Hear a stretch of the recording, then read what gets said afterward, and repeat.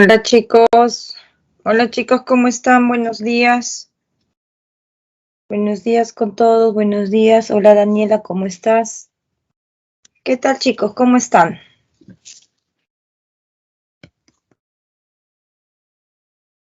¿Están despiertos o no?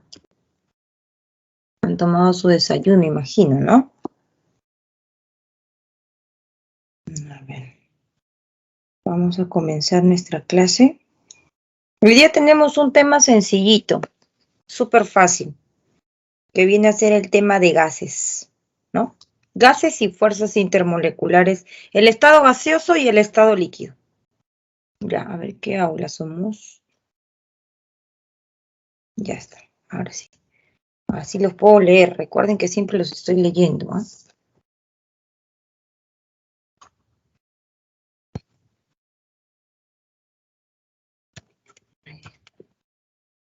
Ya, listo, chicos.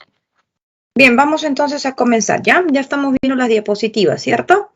Tenemos estado de agregación, gases ideales y el estado líquido.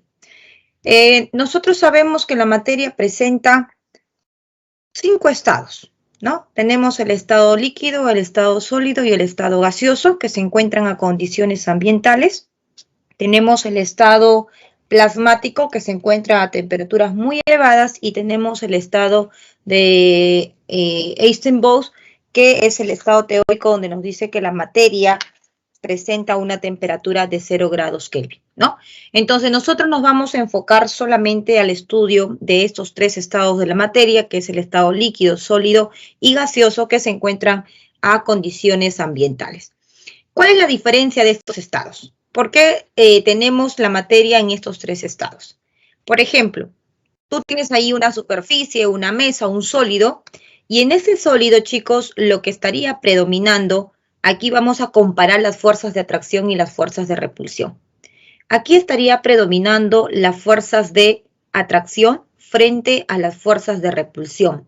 Por eso es que los átomos se mantienen unidos, se mantienen juntos y tenemos la característica de un sólido compacto, ¿no? Con ciertas propiedades. En este caso tenemos al estado líquido. En el estado, esto corresponde al estado sólido. ¿Okay? Esto corresponde al estado sólido, esto corresponde al estado líquido, donde en el estado líquido las fuerzas de atracción van a ser igual a las fuerzas de repulsión, son iguales. Y lo que vamos a estudiar el día de hoy, que viene a ser el estado gaseoso, vamos a ver que en este tipo de materia o en este tipo de estado lo que predomina es la fuerza de repulsión frente a la fuerza de atracción. Entonces, como es mayor la fuerza que mantiene separados a los átomos o a las moléculas, es que nosotros vamos a ver esas propiedades que van a presentar estas sustancias, ¿no? Y a ello nosotros llamamos estado gaseoso. Entonces, en el estado gaseoso predominan esas fuerzas de repulsión, lo que mantienen separados a estas moléculas, a estos átomos. ¿Ok? Buenos días, chicos, buenos días. Y debemos de tener claro, jóvenes, de que nosotros, todos los gases que nos está rodeando, en estos momentos tenemos el aire a nuestro alrededor, donde el aire es una mezcla homogénea, ya que ustedes ven una sola fase. Y ese aire está contiene oxígeno, contiene nitrógeno, contiene hidrógeno y entre otros gases nobles, ¿verdad?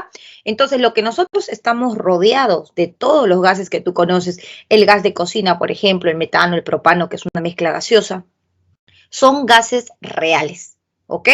Todo lo que nosotros nos está rodeando son gases reales. Pero nosotros vamos a estudiar el día de hoy los gases ideales. Y los gases ideales, debes de saber que los gases ideales no existen, ¿ya? Todos son gases reales. ¿Que vamos a dar cierta condición para poder estudiarlos como un gas ideal? Sí, eso es lo que vamos a hacer el día de hoy. Entonces, todos los gases que nos rodean son gases reales, pero vamos a darles algunas condiciones, como por ejemplo, el gas real que tú tienes en casa, ¿no? Que es el balón de gas.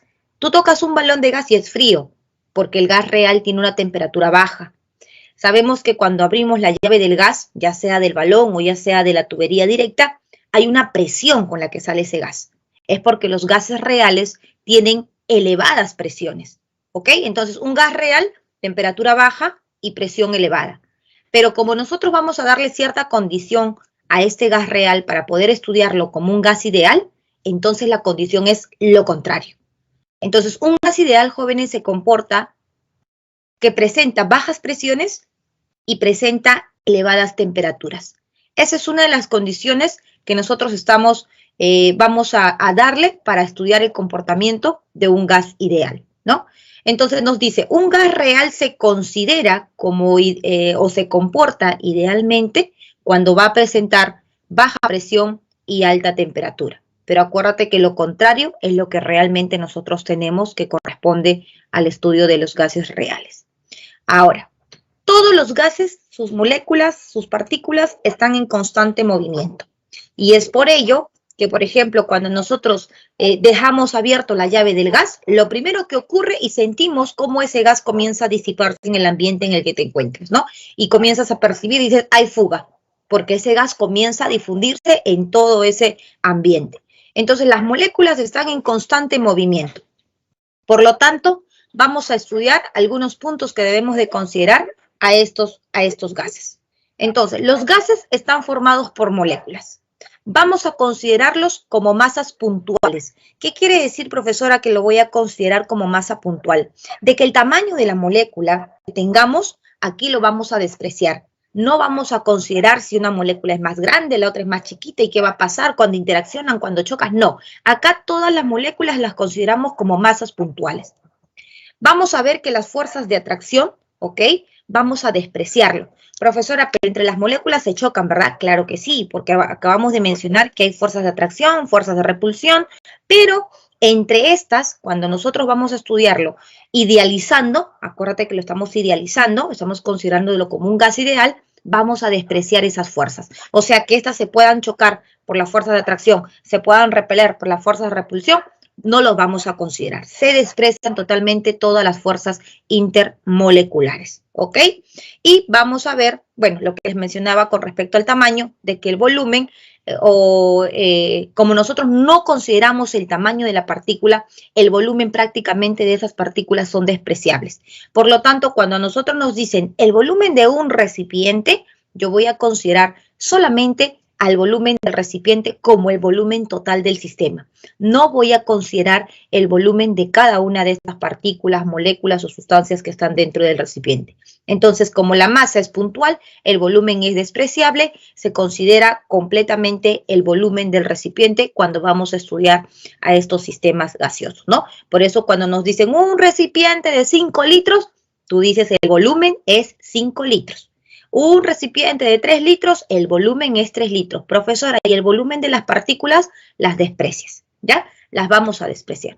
Entonces, son puntos que estamos considerando de tal manera que estamos idealizando el gas. También vamos a considerar los choques elásticos. ¿Qué es un choque elástico? Por física deben de recordar, ¿verdad? Un choque elástico es aquello cuando dos partículas se chocan y salen con la misma velocidad. Eso no ocurre, claro, en la vida real nadie se choca con una fuerza y rebota con la misma fuerza. Hay una pérdida de energía siempre, ¿verdad? Pero en este caso, como estamos idealizando nuestro gas, estamos asumiendo que son choques elásticos. Me choco con una fuerza N y salgo con esa fuerza N, ¿ya? Esos son los choques elásticos. Fuerzas, energía que se libera, cero, no se van a liberar. Y vamos a ver que en estos gases, ¿no? También vamos a despreciar todas las fuerzas intermoleculares que existen entre ellas, considerando que la presión que ejerce dentro del sistema va a ser la presión de las moléculas y el recipiente que lo contiene, ¿ok? Entonces, cuando nos dicen la presión del sistema, se considera todos esos choques de las moléculas con ese alrededor del recipiente que están dentro, del recipiente donde están dentro las partículas. ¿Ok? Entonces son todos estos criterios que vamos a considerar para poder estudiar a los gases ideales.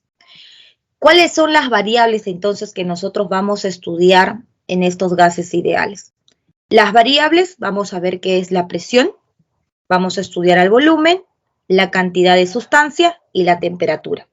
¿Cuáles son las unidades que vamos a trabajar? Tú puedes encontrar la presión en unidades de atmósfera, tú puedes encontrar la presión en unidades de milímetros de mercurio, puedes encontrar la presión en unidades de Pascal o en diferentes unidades, ¿no? Porque sabes que la presión se puede medir en diferentes unidades, como el volumen o como la temperatura. El volumen, nosotros por lo general trabajamos en unidades de litros, ¿ok? La cantidad de sustancias trabajamos como mol. Recuerda que el número de mol se calcula como la masa sobre la masa molar, ¿no? Eso tienes que tenerlo claro. Y la temperatura sí. Siempre vamos a trabajar con la temperatura en grados Celsius, ¿ok? Siempre trabajamos con una temperatura en grados Celsius. Y recuerda que para pasar a grados Celsius, pues esto es, perdón, la temperatura vamos a trabajar en grados Kelvin. ¿Ok? Siempre vamos a trabajar en grados Kelvin. Y recuerda que para pasarlo a grados Kelvin hay que sumarle a los grados Celsius 273. Cuando nosotros sumamos a los grados Celsius 273, entonces ya nos aseguramos de que estamos trabajando en grados Kelvin. Ya esto lo hemos visto en las primeras clases, ¿no? Si yo tengo, por ejemplo, 100 grados Celsius, le sumo 273, entonces ya tengo esa unidad de temperatura 373 en las unidades de Kelvin, que es las unidades en las que vamos a trabajar los gases. ¿Listo? Entonces, siempre en grados Kelvin. Entonces, estas formulitas vamos a estar a cada instante haciendo uso de ellas para poder trabajar en las unidades mencionadas. Estos son los parámetros que van a estar definiendo la ecuación de estado de los gases ideales que vamos a estudiar. Bien, la presión. La presión, nosotros tenemos, por ejemplo, las formas de medir la presión de un gas, de un sistema interno, o cuando hablamos la presión que nos rodea, que es la presión atmosférica. La presión de un sistema se mide con un barómetro, ¿no? Que es un dispositivo, un aparatito que nos va a permitir saber cuánto es la presión de un gas. Esa presión del gas va a depender mucho, está relacionada con el estudio con la altura que vamos a presentar, la altura que va a desplazar, ¿no? Ese milímetro de mercurio. Esto que ustedes están viendo aquí dentro de color plomito, eso es mercurio. Por eso es que la unidad de presión ustedes lo tienen en milímetros de mercurio, ¿no? ¿Cuánto es con respecto a esa altura que tenemos de presión dentro de ese sistema, midiendo los milímetros, la distancia de este mercurio? Por eso es que tenemos una de esas unidades, que es equivalente a una atmósfera, que es lo que nosotros comúnmente pues siempre trabajamos, ¿no? Todos los que estamos sobre el nivel del mar sabemos que la presión que estamos sometidos en estos momentos es de una atmósfera. Mientras nosotros más vamos hacia arriba, vamos de repente viajando hacia la sierra, sabemos que vamos hacia la altura, entonces la presión atmosférica va disminuyendo, ¿ya? Pero la presión atmosférica bajo el nivel del mar es una atmósfera que es equivalente a 760 milímetros de mercurio.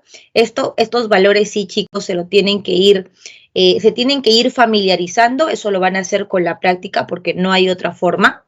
Y también puede ser en unidades de Pascal o kilopascal, ¿no? Profesor, estos datos, estas informaciones nos dan de dato. En algunos casos, cuando trabajamos con unidades que no son muy comunes, como Pascal, kilopascal, bar, ¿no? PSI, sí nos dan información. Pero cuando trabajamos en atmósferas, en conversiones con milímetros de mercurio, a veces no. Porque como es algo que estamos trabajando cotidianamente, diario, es algo común, entonces ya se entiende que el alumno está familiarizado y a veces no te puede dar, ¿ok? Entonces tienes que saber que una atmósfera es equivalente a 760 milímetros de mercurio. Entonces, ¿cómo yo voy a calcular, ¿no? ¿Cómo yo voy a calcular, por ejemplo, la presión de un sistema que está, por ejemplo, abierto o cerrado y que está afectado por la presión atmosférica, o si no está afectado por la presión atmosférica? Por ejemplo, si yo quisiera saber cuánto es la presión del gas en este sistema, donde es un manómetro cerrado, te das cuenta que acá está cerrado, está sellado, ¿ok? Entonces, la presión del gas es simplemente esta altura que estamos viendo, esa diferencia de alturas, ¿no? O sea que desde aquí, por ejemplo, yo tendría toda esta altura, tendría que restar esta otra altura y de esa manera calculo el valor de H, que sería la presión del gas, ¿no? Entonces, ¿pero qué pasa cuando nosotros tenemos un sistema abierto? Cuando nosotros tenemos un sistema abierto, vamos a ver que ese sistema está afectado por la presión atmosférica. Entonces, la presión del gas, ¿no? La presión que es de este gas, que está en todos los gases que están dentro de este baloncito, estaría siendo la presión manométrica, ¿no? Que ya hemos visto cómo se calcula por la diferencia de alturas. La presión manométrica vendría a ser esta altura que acabamos de mencionar, que es H, más la presión barométrica, ¿no? La presión barométrica, también llamada presión atmosférica, que acabamos de ver en la diapositiva anterior, ¿ok? Entonces, de esa manera, sumando ambas presiones, cuando tenemos un sistema abierto, vamos a determinar cuánto es la presión del gas. Bien, entonces, tomando en cuenta las variables ya mencionadas, que son 3, la presión, el volumen y la temperatura, ¿no? Vamos a ver que estos sistemas fueron estudiados por estos científicos que ustedes ya los conocen, Boyle, Charles, Gay y Lusak, que se dieron cuenta de que existe una relación entre estas variables en un sistema cerrado, ¿no? Todos sabemos que cuando nosotros estudiamos un gas, ¿no? Siempre estamos trabajando con un gas donde están las moléculas atrapadas, no dejamos abierto, porque como el gas tiende la propiedad a difundirse, a disiparse, entonces se va a escapar, ¿no? Nadie tiene su gas abierto. Nadie cuando infla un globo, si obviamente el objetivo es tenerlo inflado, lo va a dejar abierto, porque sabe que todo el aire se va a salir, ¿no? Entonces, todos los sistemas gaseosos vamos a ver que se mantienen en un sistema cerrado, y si es un sistema cerrado, no aumenta ni disminuye la masa. Por lo tanto, el número de moles se mantiene constante, ¿no? Entonces, por ejemplo, Boyle estudió los procesos isotérmicos. En los procesos isotérmicos, iso viene de igual y térmico viene de temperatura. O sea que Boyle estudia los sistemas donde la temperatura permanece constante.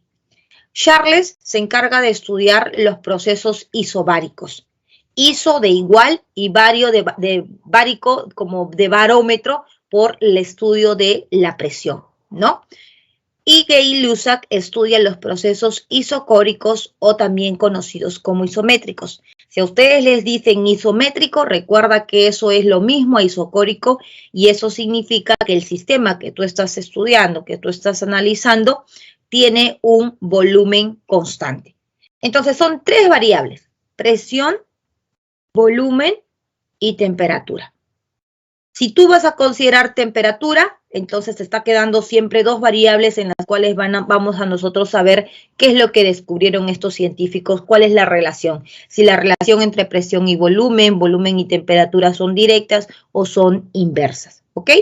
Entonces, cuando ellos realizan estos estudios, tomando en cuenta uno de los parámetros constantes, ¿ok? Descubren de que existe una relación con los otros parámetros. Por ejemplo, Boyle, proceso isotérmico. Temperatura constante. Hace todo el experimento y se da cuenta de lo siguiente.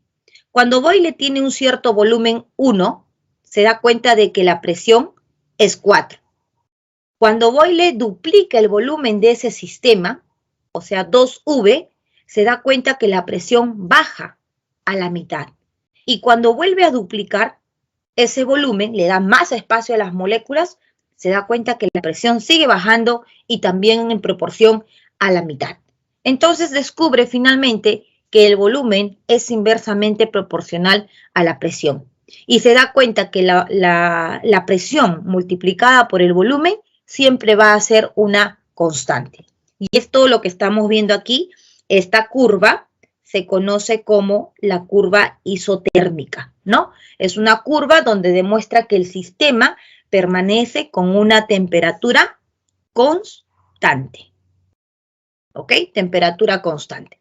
Entonces, cuando nosotros tenemos diferentes sistemas que están con una temperatura constante, Boyle se da cuenta que ocurre lo siguiente, que la presión 1 por el volumen 1 del sistema 1 va a ser igual a la presión 2 por el volumen 2 del sistema 2 e igual a la presión 3 por el volumen 3 de ese sistema 3. Toda esa presión por volumen va a ser siempre constante. Este es el famoso pavo, ¿no? Seguro que lo han escuchado, el famoso pavo. Pavo 1 igual a pavo 2 igual a pavo 3 y a los cuantos sistemas estén presentes, pero manteniéndose la temperatura constante. Ahí está. Ahora, por ejemplo, entonces veamos un ejercicio. ¿Qué es lo que nos dice acá? Un vendedor de globos tiene un recipiente de 30 litros. Entonces, lo que nosotros vamos a hacer es sacar nuestros datos. Volumen, 30 litros. Lleno de hidrógeno a la temperatura de 25 grados Celsius. 25 grados Celsius. Y sometido a una presión de 8 atmósferas. 8 atmósferas. ¿Cuántos globos de 2 litros a la presión de una atmósfera? Ok, nos están hablando de otra presión de una atmósfera. ¿Cuántos globos de 2 litros nos están indicando, nos están preguntando? A ver, regreso a esa diapositiva. Aquí está.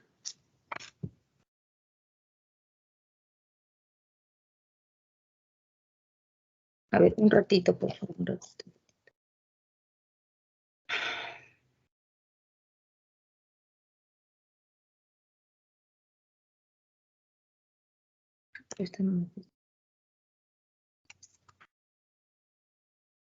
Te dejo el teléfono por si acaso ya. 41.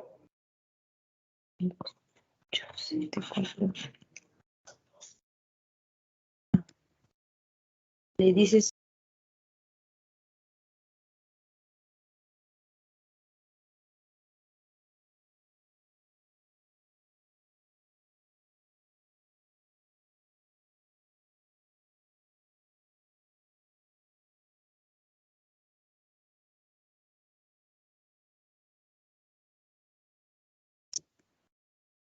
Ya, listo, ahora sí. Estoy sacando los datos. ¿Cuántos globos de 2 litros a la presión de una atmósfera y la misma temperatura? Ok, te está indicando entonces que es un proceso isotérmico, ¿no? Podrían llenar con todo el hidrógeno del recipiente. Entonces, necesito saber cuánto es ese volumen final. Cuando ustedes les van a dar un dato y se dan cuenta, por ejemplo, que tienen repitiéndose los datos, automáticamente tienes que pensar volumen 1, temperatura 1, presión 1, ¿no?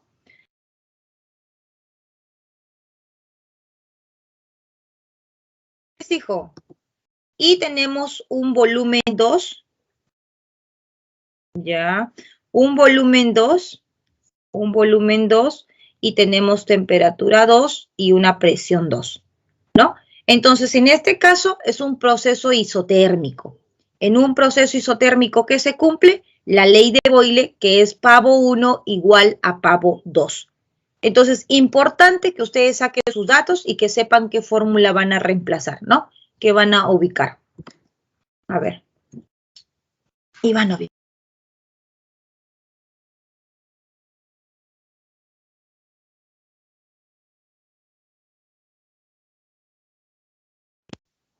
Chicos. Entonces, reemplazando nuestra presión. ¿Cuánto es nuestra presión inicial? Mira, aquí está nuestra presión inicial. Nuestra presión inicial es 8 atmósferas.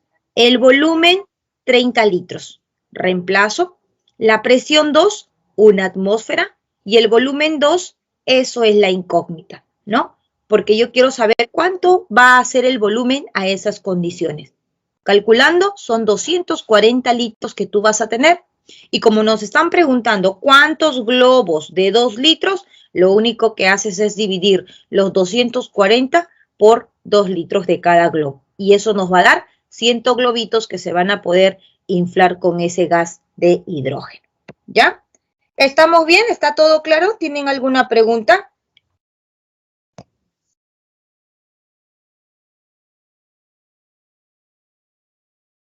Chicos, ¿están allí? Todo claro, Miss. Perfecto, gracias.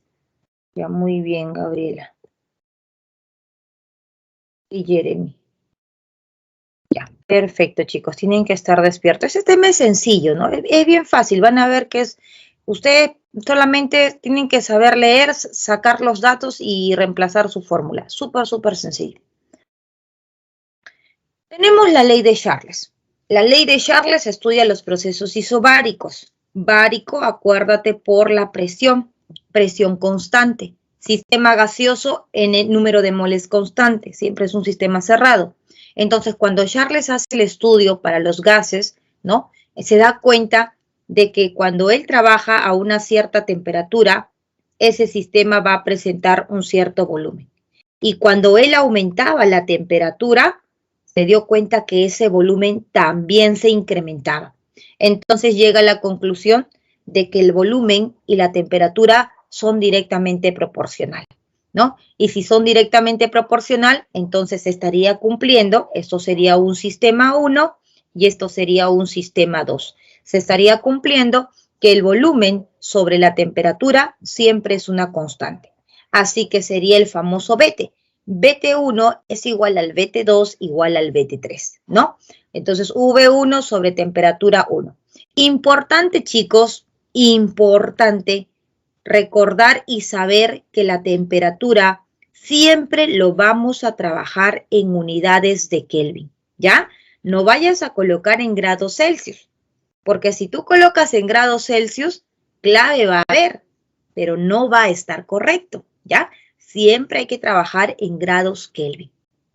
Muy bien, entonces se cumple esa relación cuando nosotros tenemos un sistema, un proceso isobárico de acuerdo a lo que estudió Charles.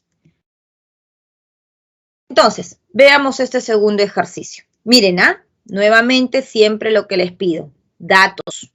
Sepan leer y sacar sus datos. Un alpinista inhala 500 mililitros de aire. Reconozcan de qué está hablando. 540 ml, eso es volumen. A una temperatura de menos 3 grados Celsius. Suponiendo que la presión es constante. Muy bien, ya te está diciendo entonces que el proceso es isobárico. ¿Qué volumen en litros? Me habla otra vez del volumen. Entonces, esto es un volumen 2. Quiere decir que es un sistema 1 y un sistema 2, ¿no? Es un sistema 1 y un sistema 2. Volumen 1, temperatura 1 y presión 1. Entonces, ¿qué volumen? Dice, ¿qué volumen en litros? Eso sería la incógnita. Ocupará el aire en sus pulmones si su temperatura corporal es de 37 grados Celsius. Entonces, cuando yo veo que me dice que la presión es constante, ya no me preocupo por ello, sé que voy a aplicar mi fórmula del Bt, ¿no? Cuando la presión es constante, y simplemente te queda reemplazar porque tienes toda la información. Volumen 1, 540, pero eso sí, no te olvides de que hay que trabajar en grados Kelvin, ¿ya? Más 270, 273, porque eso es para llevar a las unidades de Kelvin. Chicos, al final paso las diapositivas que a ustedes les falta, ¿ya? Por favor. Esto sería 270 Kelvin, que es lo que tenemos que llevarlo siempre a las unidades de Kelvin. Y el otro, 37 sumando 273, eso sería 310 Kelvin. Y de acá simplemente despejamos, operamos y calculamos ese volumen final. Ese volumen final serían 620 mililitros que tendría ese aire a esas condiciones. Como se dan cuenta, es súper sencillo. Gay-Lussac. ¿Qué descubrió Gay-Lussac? Tomaron print, ¿no? Tienen que tomar, chicos, cuando ya están viendo que estoy finalizando, un print, ¿ya? Gay-Lussac. ¿Qué es lo que estudia Gay-Lussac? Gay-Lussac estudia el proceso isocórico, ¿no? Un proceso donde el volumen es constante. Entonces, cuando hace el experimento, ¿no? Igual, él se da cuenta, agarra un sistema 1, agarra un sistema 2 y analiza. A cierta temperatura hay una cierta presión. Cuando aumenta esa temperatura, también aumenta esa presión. Por lo tanto, se da cuenta que el volumen, que la presión y la temperatura también son directamente proporcionales. Entonces, el famoso pato de Gay-Lussac es constante, ¿no? P sobre T, que es presión sobre temperatura, es constante. Entonces, para todos los sistemas, el pato 1 es igual al pato 2 y eso es igual al pato 3. Eso es lo que vamos a estudiar o vamos a tomar en cuenta para un proceso isocórico. Volumen constante. Entonces, aplicando esta fórmula, vamos a un ejercicio. Nuevamente, ¿qué es lo que tengo que hacer? Tomar los datos, ¿ya? Tomar los datos. Una masa de 32 grados Celsius, perdón, una masa a 32 grados Celsius, temperatura 32 grados Celsius, ejerce una presión de 12,2 atmósferas, ¿no?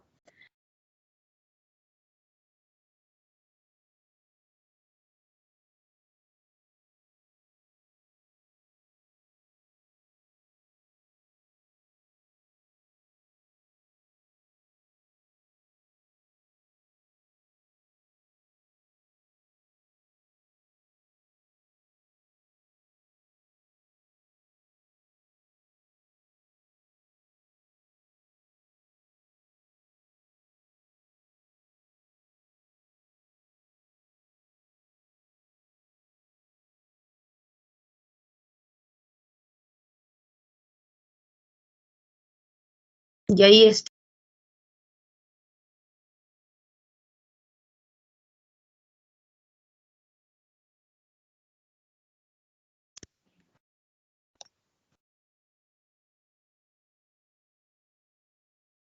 Ya, tienen sus respuestas, temperatura 32, presión 12,2, dice si se experimenta un proceso isocórico, o sea que el volumen es constante, ¿qué aumento, dice, qué aumento de presión sufrió el gas al ser calentado a una temperatura de 52 grados Celsius?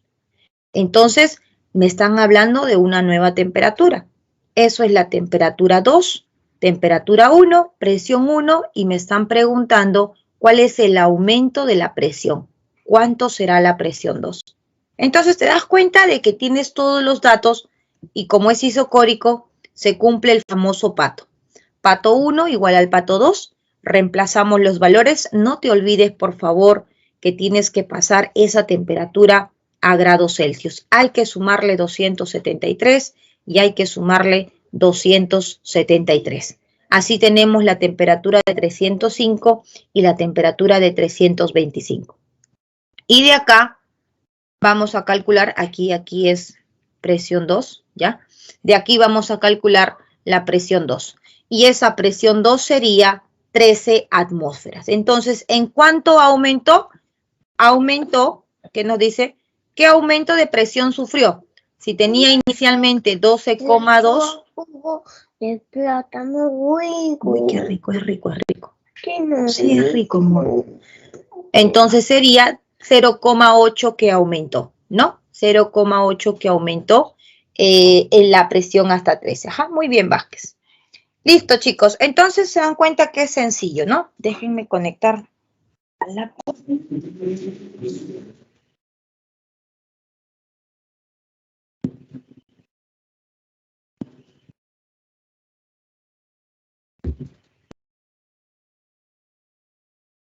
Bien, ahora nosotros hemos estado estudiando las leyes de Charles, las leyes de Gay-Lussac, las leyes de Boyle, cuando nosotros consideramos a un parámetro constante, ¿no? Presión, volumen o temperatura.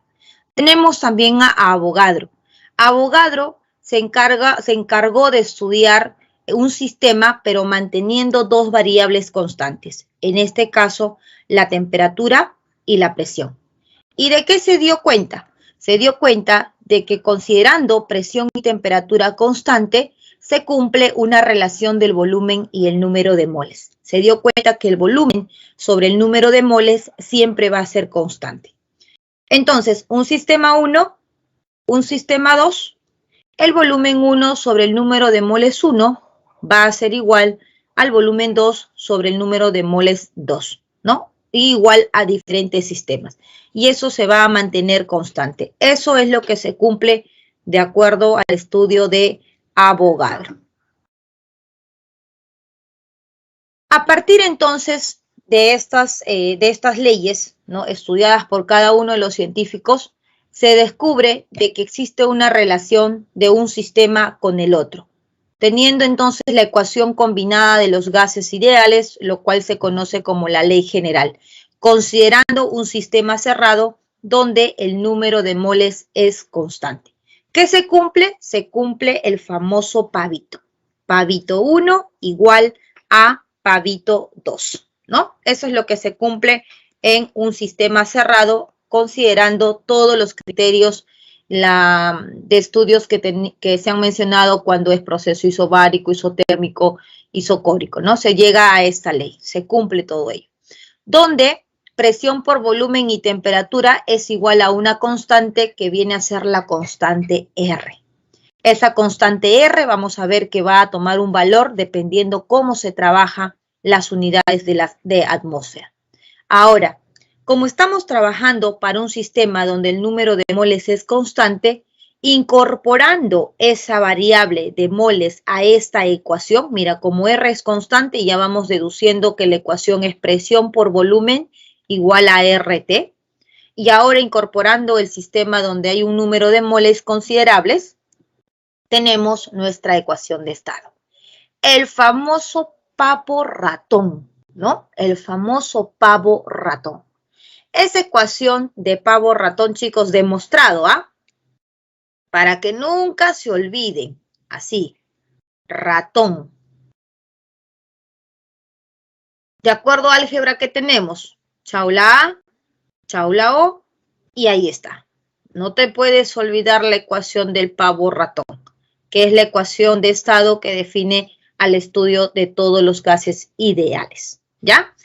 Donde P es presión, V es volumen, N es el número de mol, T es la temperatura, no te olvides que siempre en Kelvin, por favor, R, la constante universal de los gases. R puede tomar el valor de 0,082 atmósferas litros sobre mol Kelvin o R puede ser 62,4 milímetros de mercurio litros sobre mol Kelvin. Profesora, ¿cuándo uso cuál? Si es que tu presión vas a trabajar en atmósferas, entonces usarás el 0,082 atmósferas y toda la unidad correspondiente. Y si tu presión vas a trabajar en milímetros de mercurio, usarás entonces el 62,4 milímetros de mercurio y todo lo que se viene, ¿ya? Entonces, dependiendo en qué unidad estás trabajando tu presión, tú vas a elegir con qué R trabajar. Bien, a partir de esta ecuación, uno puede determinar la masa molecular o puede también determinar la densidad del gas.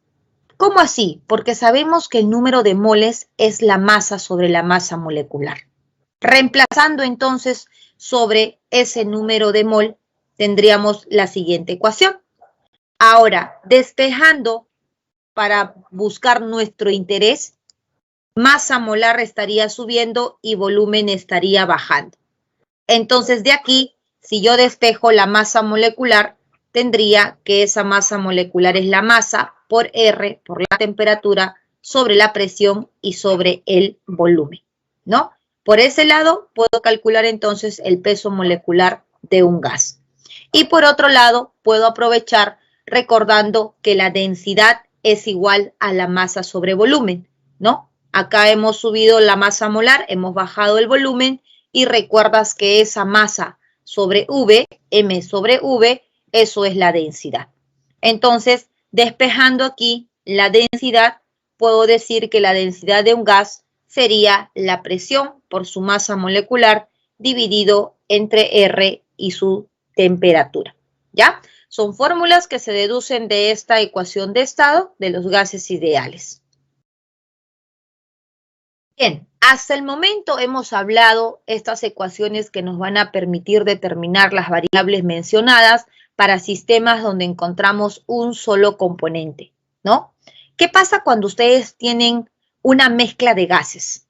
Tienes un gas A, un gas B, un gas C, donde vas a tener finalmente un volumen final, una presión final, pero tienes varios tipos de gases. ¿Qué se cumple? Vamos a ver, chicos, que se cumple, por ejemplo, la ley de Dalton. ¿Qué te dice Dalton?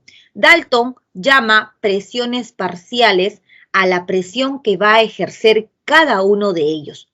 Todas las moléculas de rojito que ustedes están viendo son las moléculas A. Entre ellas chocan con las paredes y van a ejercer una presión A. Todos los de azulito son las moléculas C. Entre ellos chocan con las paredes y van a ejercer una presión C. Y lo mismo ocurre con B. Todo de verdecito van a chocar con las paredes y van a ejercer las presiones de estas partículas B. Entonces, Dalton llama a cada uno de estas presiones, a la presión A, a la presión B, a la presión C, presión parcial. Y nos dice que la suma de esas presiones parciales viene a ser la presión total del sistema. Entonces, simplemente sumando la presión de cada uno, tú tendrías la presión total, ¿ok?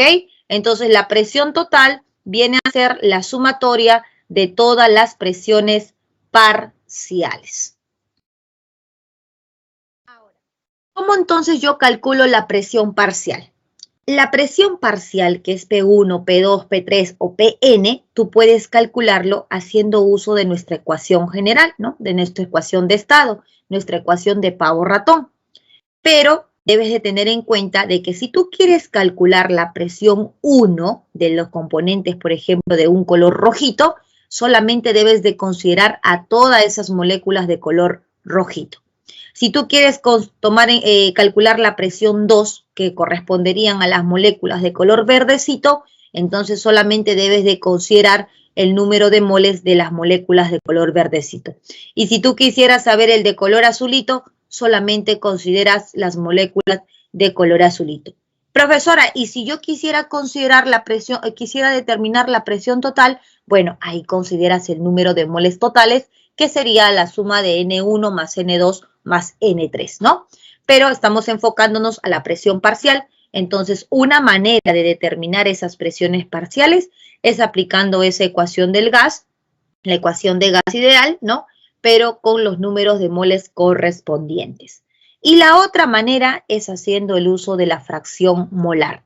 La presión parcial también se calcula como la fracción molar, ¿ok? Multiplicado por la presión total del sistema, ¿ya? Esto viene a ser la presión total del sistema. Donde la fracción molar, que viene a ser denotado con ese X, se calcula como el número de moles del componente I sobre el número de moles totales, ¿ya? Entonces tomen nota, vamos a ver más adelante un ejercicio y deben de tener claro estas formulitas para que puedan comprender. Eso llamamos entonces fracción molar. Ahora, no solamente se cumple en las presiones, sino también en el volumen, y quien estudió ello fue Amagat. Amagat dijo, ok, si Dalton se dio cuenta de que la suma de las presiones parciales era la presión total, entonces yo voy a estudiar el volumen, y se dio cuenta que efectivamente todas las partículas de A van a tener un cierto volumen, todas las partículas o todo este sistema de B va a tener otro volumen y todas las partículas de C van a presentar otro volumen. Entonces se da cuenta de que la sumatoria de esos volúmenes van a determinar el volumen total del sistema, ¿no? Eso es lo que descubre Amagat. Y lo mismo, a partir de la ecuación de estado, él puede determinar, del pavo-ratón, puede determinar el volumen. Pero al igual, el mismo criterio que hemos analizado con Dalton, si tú quieres el volumen de 1, solo considera el número de moles de 1.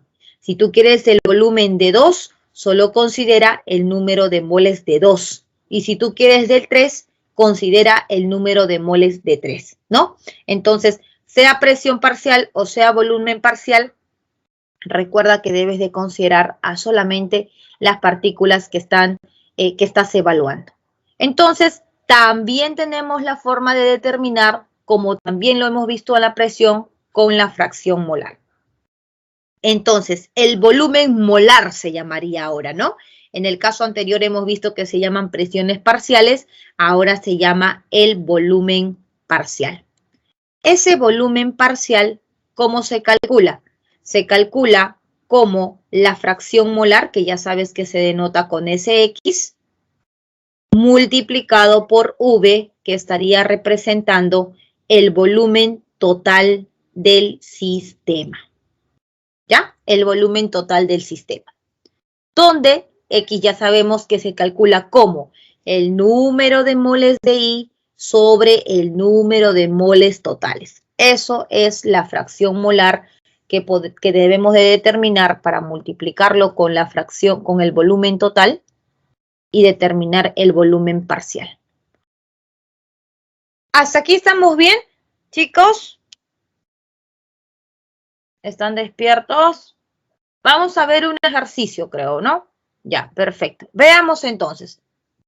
¿Han tomado nota de las fórmulas? Ahora sí. Vamos a colocar nuestros datos, ¿ya? Siempre, siempre. En química no es difícil, chicos. Química no es difícil. Química es fácil. Pero tienen que saber trabajarlo, ¿no? Tienen que entender el truco.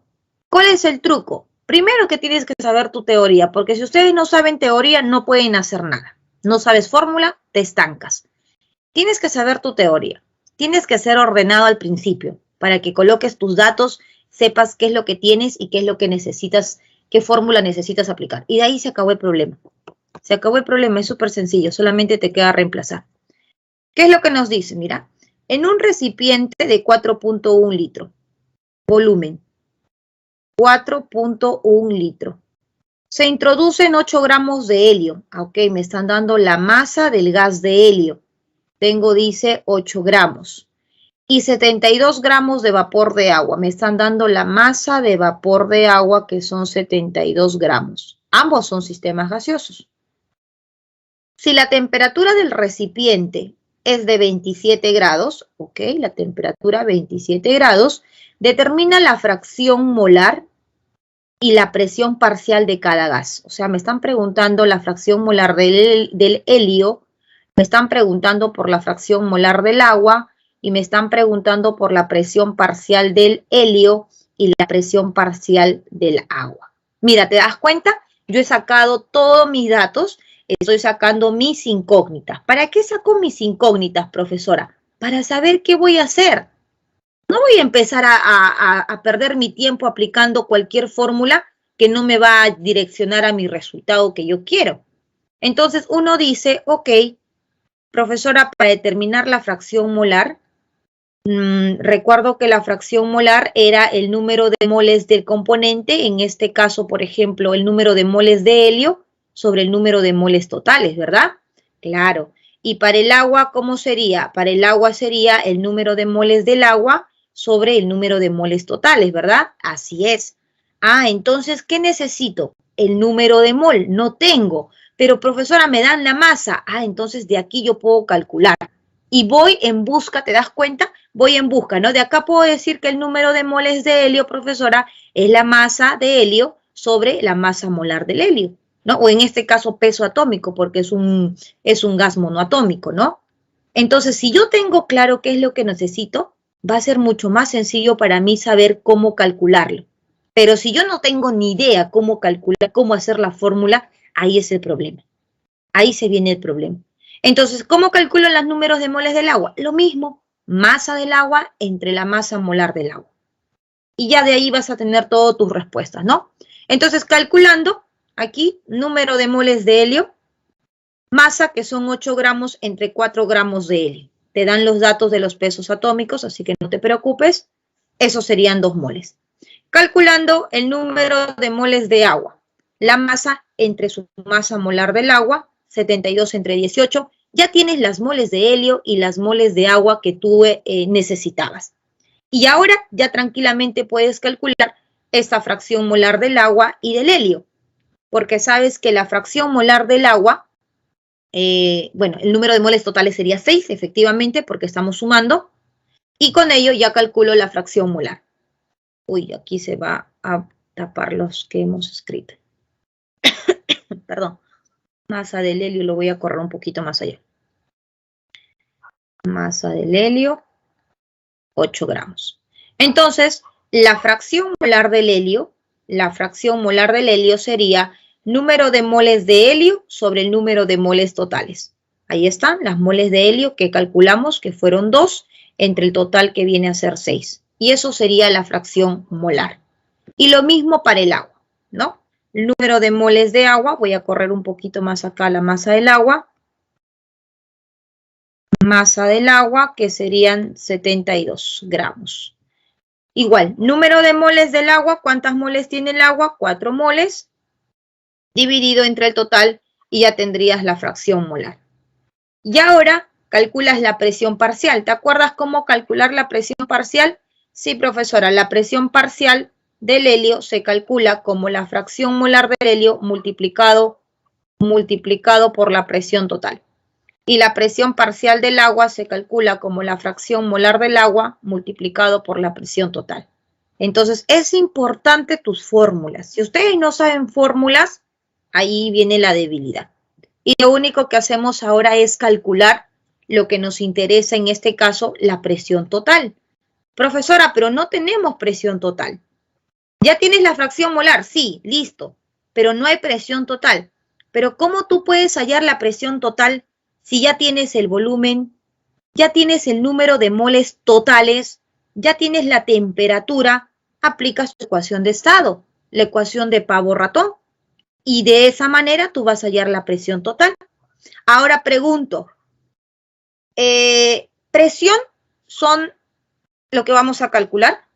Número de moles, como vas a hallar la presión total, tienes que colocar el número de moles totales, ¿no? Eso es una manera.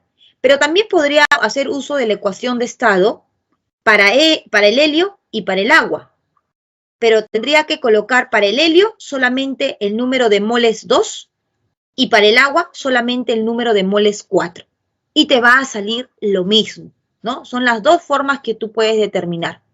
Entonces, calculo, yo lo voy a hacer por el otro lado con esto de acá, con la presión de la fracción molar para practicar, y ya tú en casa lo practicas de la otra manera. Número de moles totales son 6. Y aplicas tu NRT y todo lo mismo. No te olvides que aquí a la temperatura hay que sumarle 273 Kelvin. Eso sería 300 Kelvin. Y calculas tu presión total. La presión total, voy a colocar aquí abajito, la presión total sería 36. ¿Ok? Que se está acá marcando debajo del helio. Si ya tienes la presión total, entonces ahora sí calculamos la presión del helio. Fracción molar del helio multiplicado por la presión total. 36 por 2 sobre 6. Presión total que acabas de determinar y fracción molar, aquí está del helio, 2 sobre 6. Entonces la presión del helio, la presión parcial sería 12. Chicos, ¿cuánto sería la presión parcial? ¿Cuánto sería la presión parcial del agua? Ahí nomás, hasta allí, al ojo. ¿Cuánto sería la presión parcial del agua?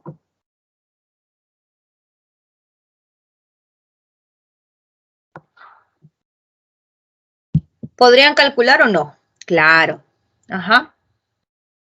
Correcto. Exacto, ¿no? Porque la suma todo tiene que ser 36. Obviamente, pues la presión parcial del agua tiene que ser 24. ¿Ya? Ahí está. Presión parcial del agua, 24. Listo, chicos. Entonces, esa es la manera de determinar, ¿no? De calcular cuántos son las presiones parciales. Ya lo otro, las otras maneras aplicando la ecuación de estado para cada uno, los dejo para que ustedes hagan en casa, ¿ya? Y practiquen un poquito más.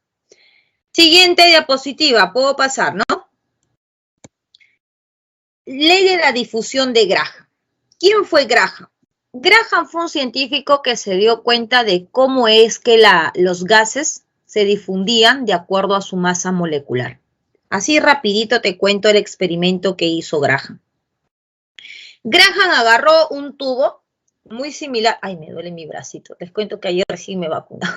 Graham agarró un tubo muy similar al fluorescente, ¿no? Muy similar al fluorescente. Era un tubo, de vidrio, ¿ok? Para que él pueda ver la reacción que ocurría cuando se mezclaban los gases. Y tenía acá, eran sellados aquí, selladitos, ¿ok? Y aquí tenían unos orificios.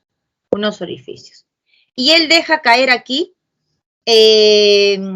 amoníaco, ¿ok? Él deja caer amoníaco y por aquí deja caer una gota de ácido clorhídrico, ¿ok? Entonces Graham suelta las dos gotitas en el mismo instante. ¡Pam! Sueltan las gotitas, ¿no? Y esos gases comienzan a disiparse dentro de ese tubo. Comienzan a disiparse. Y resulta que al cabo de un cierto tiempo, Graham se dio cuenta de que los gases se habían combinado más o menos calculando por esta distancia. ¿Y cómo se dio cuenta, profesora? Porque entre ellos se formó un anillo blanco, que es el color del gas del cloruro de amonio. Cuando entró en contacto el amoníaco con el cloruro, se formó el cloruro de amonio. Y ahí dijo Graham, acá se encontraron los dos gases. Y Graham empezó a pensar, ¿no? Ustedes saben que todo entra por los ojos, se observa, de ahí viene la hipótesis, ahí viene todo el experimento y finalmente se concluye a lo que nosotros ahora estamos estudiando, las leyes, ¿no? Ahí estamos viendo todo el proceso. Entonces, ¿qué se da cuenta Graham? ¿Por qué el amoníaco avanzó tanto? ¿Y por qué el ácido clorhídrico avanzó poquito? ¿Qué pasa? ¿Por qué? Y ahí se da cuenta y estudia y vemos que el amoníaco pesa 17 gramos por mol y el ácido clorhídrico pesa 36,5 gramos por mol. Obviamente se desplaza menos porque es más pesado ese gas. En cambio, este gas es menos pesado y por lo tanto se difunde con mayor facilidad. Y es así como plantea sus ecuaciones donde nos dice la velocidad de un gas con respecto a la otra velocidad va a ser la raíz cuadrada de su masa molecular del gas 2 sobre la raíz cuadrada de su masa molecular del gas 1. O lo mismo como raíz cuadrada de la densidad 2 sobre la densidad 1. Y a esto nosotros llamamos la ecuación o las leyes de Graham. ¿Ya? De esa manera. Bien. Listo, entonces con esto, chicos, estaríamos culminando nuestra teoría de los gases y vamos a pasar a ver rápidamente el estado líquido. Como ya hemos mencionado, en el estado líquido, las fuerzas de atracción y las fuerzas de repulsión son iguales, ¿verdad? Por eso es que tenemos la fluidez y todas las propiedades de los líquidos que vamos a estudiar a continuación. Las fuerzas intermoleculares definen las propiedades físicas de los líquidos. Por ejemplo, ¿por qué el agua ebulle a 100? ¿Por qué el acetona es muy volátil? U otro componente, ¿no? ¿Por qué, por ejemplo, una sustancia es más viscosa que la otra? Esas son propiedades físicas y esas las definen las fuerzas intermoleculares. Entonces, vamos a ver que estas fuerzas intermoleculares pueden ser las fuerzas de London, las fuerzas de dipolo-dipolo y las fuerzas de puente hidrógeno, que ya lo hemos estudiado, sabemos cómo identificar, ¿no? Recordándoles, porque la mente es frágil. Las fuerzas de dispersión de London los vamos a encontrar en moléculas que son apolares. Las fuerzas de dipolo-dipolo los vamos a encontrar en moléculas que son polares. Y las fuerzas de puente hidrógeno los vamos a encontrar en moléculas que son polares, pero recuerda que tienen que presentar el enlace FON, el enlace FH, el enlace OH o el enlace NH van a ser los generadores de las fuerzas de puente de hidrógeno, ¿ok? Entonces, debo de saber identificar qué tipo de molécula tengo para poder saber cuál es la fuerza intermolecular que va a presentar y poder analizar las propiedades físicas de los líquidos. Pregunto, ¿cuál es la fuerza más débil? ¿London, dipolo, dipolo o las de puente de hidrógeno? ¿Cuál es la más débil?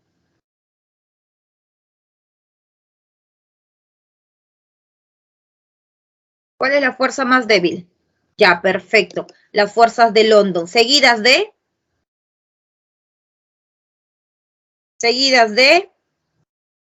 Y finalmente, ¿quién? Muy bien, Gabriela, las fuerzas de dipolo-dipolo, correcto, las fuerzas de dipolo-dipolo. Y las fuerzas con mayor interacción vienen a ser las fuerzas de puente de hidrógeno, ¿ya? Esto es importante porque nos van a permitir a nosotros deducir quién tiene mayor punto de ebullición, quién tiene mayor tensión superficial y todas las propiedades que vamos a ver a continuación. Entonces, tensión superficial. Tensión superficial. ¿Qué tenemos? Cuando nosotros estudiamos la tensión superficial, ¿no? ¿Qué viene a ser la tensión superficial? Es el estudio de la superficie de los... Es la fuerza que vamos a encontrar en la superficie de los líquidos. Como puedes ver, aquí entre las moléculas hay una fuerza de atracción. Seguro que en algún momento tú has visto cómo el mosquito se para sobre el agua, ¿no? Cómo estos bichitos caminan y se paran sobre el agua. Y algunas veces te das cuenta que estos bichitos están ahogados, ¿no? Están ahí ahogados. Pero ¿cómo es posible? ¿Por qué en ciertos líquidos se paran y en ciertos líquidos no se paran? Porque depende qué fuerza de interacción, qué fuerza de atracción tiene ese líquido. El agua es como un techo de cemento para los moscos. Pero una acetona, un éter, una benzina, para el mosquito es como un techo de esterita o de eternit, de calamina, ¿no? ¡Pah! Débil. Entonces, porque las fuerzas de atracción, las fuerzas de interacción entre ellas es menos intensa, ¿no? Comparadas, pues, en el orden que hemos mencionado. Las de London, las más débiles, las de dipolo-dipolo y las de puente de hidrógeno. Entonces, la tensión superficial es esa fuerza de atracción que existen entre las moléculas, es la que mayor, las que son moléculas que presentan puentes de hidrógeno van a presentar mayor tensión superficial frente a las moléculas que son apolares y que van a presentar fuerzas de London. Dice, ¿cómo influye entonces estas fuerzas intermoleculares en la tensión superficial? Mientras mayor sea la fuerza intermolecular, mayor tensión superficial vamos a tener, ¿ya? Entonces, si es una molécula de London, su tensión superficial baja. Si es una molécula polar, dipolo-dipolo o peor o mejor aún, puente de hidrógeno, tensión superficial más elevada. ¿Cómo disminuye esto o cómo varía esto en función a la temperatura? Si tú le aumentas la temperatura, tú debilitas esa tensión superficial. Entonces, si yo incremento la temperatura, la tensión superficial baja en los líquidos. Esa es la relación que tenemos de la tensión superficial. Otra propiedad viene a ser la viscosidad. La viscosidad es la resistencia a la fluidez. Todos sabemos que es viscoso. Definitivamente el aceite es más viscoso que el agua. La miel es más viscoso que el agua. Hay muchas cosas que ustedes, sin necesidad de saber tanta teoría de química, con lo que ustedes viven a diario, pueden deducir. Y yo sé que lo van a hacer ahora. Mira, ¿cómo ocurre la relación de la viscosidad con las fuerzas intermoleculares? A mayor fuerza intermolecular, mayor viscosidad. Ahora, quiero que tú pienses un poquito, que recuerdes todas las situaciones, de repente la miel, algo más familiar, ¿no? Más común. ¿Qué pasa cuando nosotros aumentamos la temperatura? ¿Qué pasa con la viscosidad? ¿Aumenta o disminuye? A ver, ¿recuerdas cómo tú ves la miel, por ejemplo, en un día de calor? ¿Lo ves más viscoso? ¿Lo ves menos viscoso? Entonces, ¿qué podrías tú deducir? Que aumenta la temperatura y ¿qué ocurre con la viscosidad?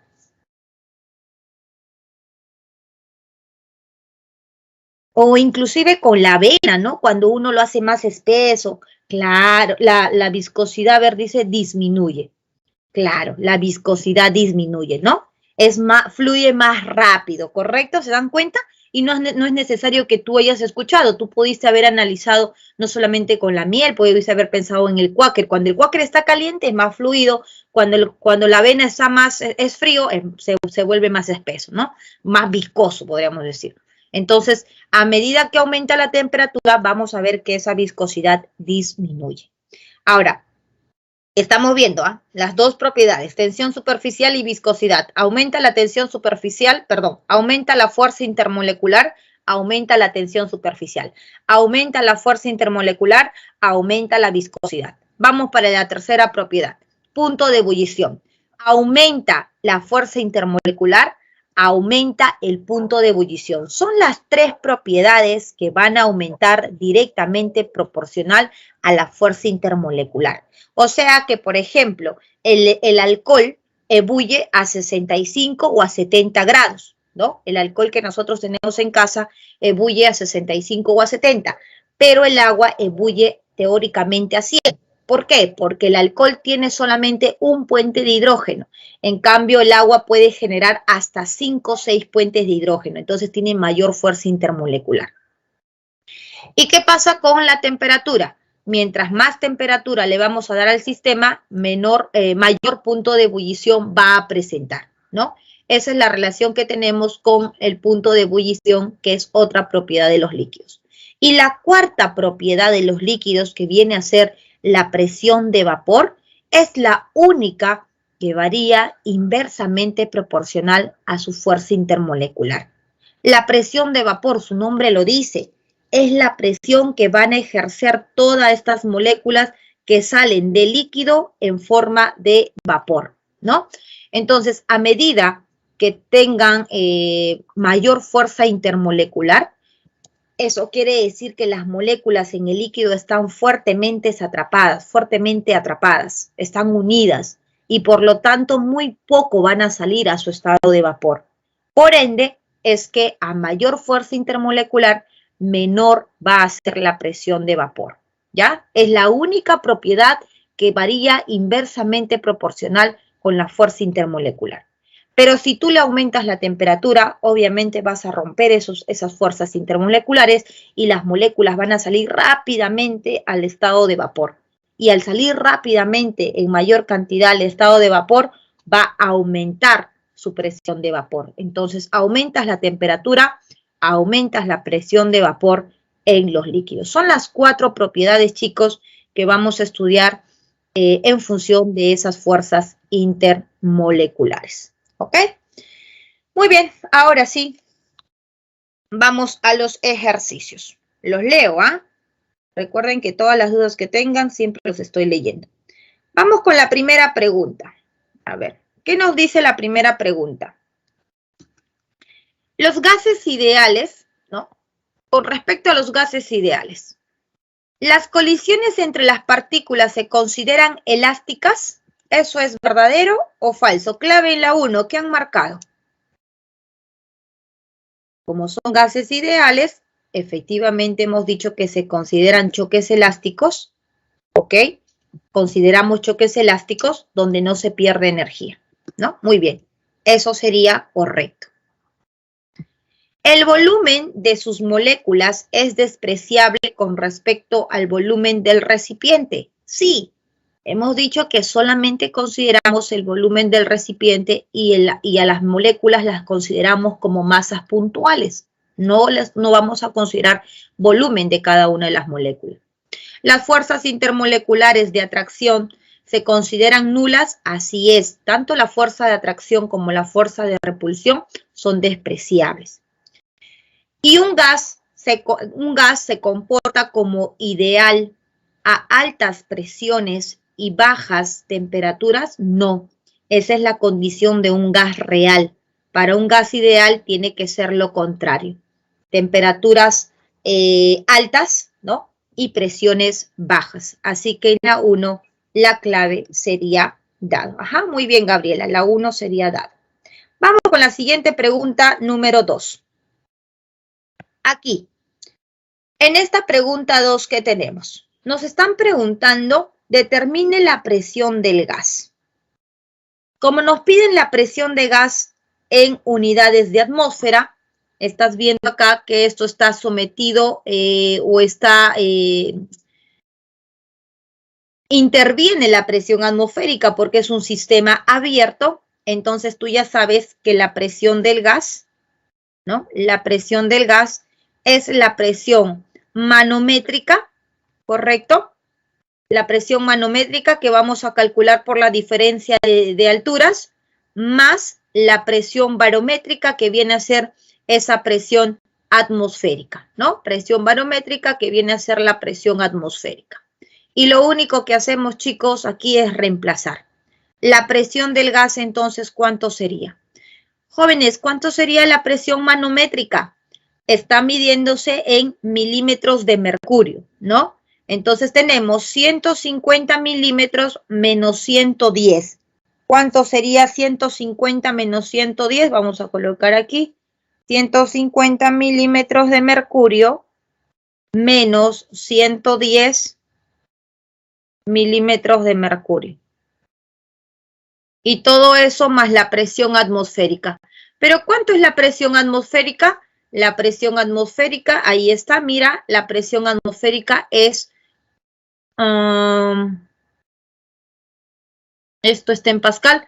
La presión atmosférica es 1. ¿Estamos todos de acuerdo? Sería una atmósfera, ¿ya? Pero, como estamos midiendo acá con milímetros de mercurio, me conviene colocar en milímetros de mercurio. Aquí está. Una atmósfera, acá debe decir una atmósfera, ¿no? Una atmósfera es equivalente a 1,0 por 10 a la 5 Pascal, que es equivalente a 760 milímetros de mercurio. Entonces, la presión atmosférica es 760 milímetros de mercurio. Listo, chicos, y de acá sale la presión del gas. En milímetros de mercurio, esa presión del gas sería 800. ¿Correcto? 800 milímetros de mercurio. Ahora, esos 800 milímetros de mercurio, ¿no? Tendría que pasar a unidades de atmósfera. Entonces, la presión del gas, porque me están pidiendo en unidades de atmósfera, no me están pidiendo en milímetros de mercurio. Pasamos 800 milímetros de mercurio, conversión. Como tú ya sabes que 760 milímetros de mercurio es equivalente a una atmósfera, entonces 800 sería ¿cuánto en atmósfera? ¿Cuánto les ha salido en la pregunta número 2? A ver, Gabriela nos dice, ajá, muy bien, Gabriela. En la número 2, ¿cuál sería la clave? La clave sería acá 1,05 por 10 a la 0, ¿correcto? Eso sería la presión atmosférica que se tendría. ¿Está claro?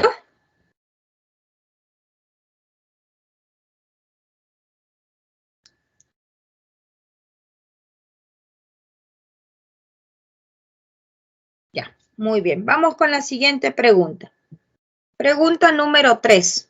¿Qué es lo que nos dice? A ver, estas gráficas, ¿no? En estos ejercicios de estas gráficas son bien sencillos, chicos. A veces los estudiantes ven las gráficas y se asustan, pero son los ejercicios más sencillos que hay. Así que deben de perderle ese temor. Tenemos la siguiente gráfica y uno se da cuenta de que esto es un proceso isotérmico. Es la única forma porque esto corresponde a un isoterma. Y un isoterma es cuando la temperatura es constante. Y te das cuenta, ¿no?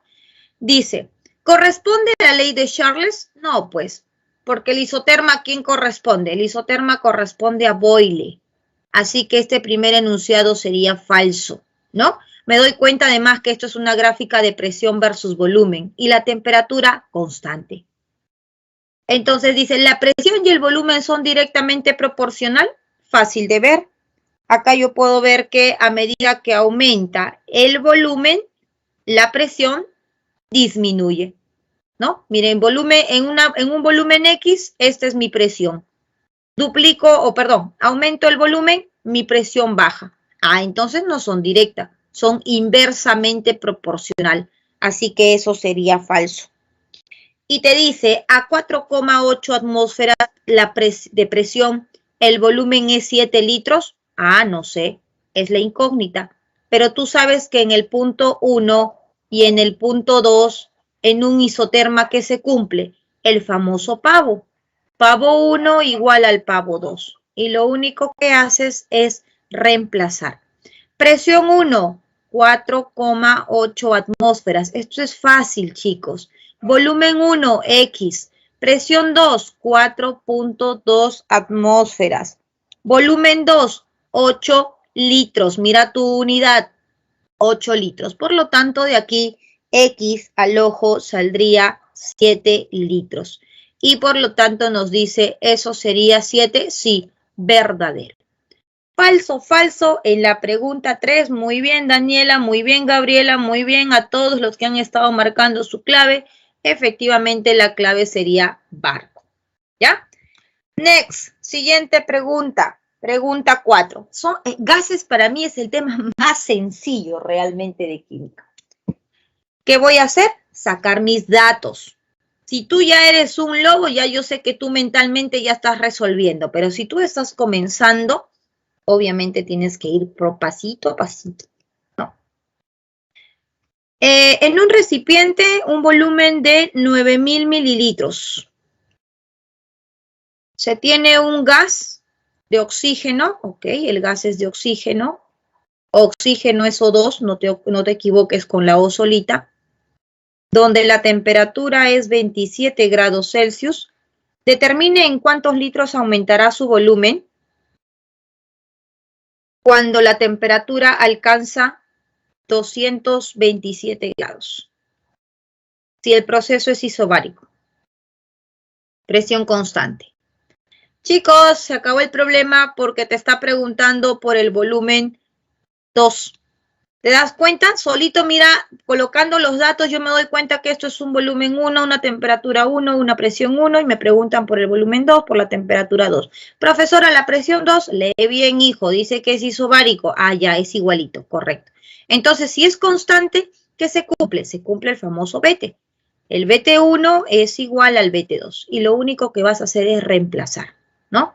Vas a reemplazar, pero al momento de reemplazar, no te olvides, por favor, las unidades de tu temperatura.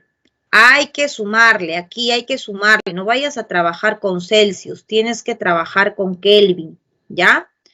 Y vas a reemplazar ahora sí. ¿Cuánto es tu volumen? 9.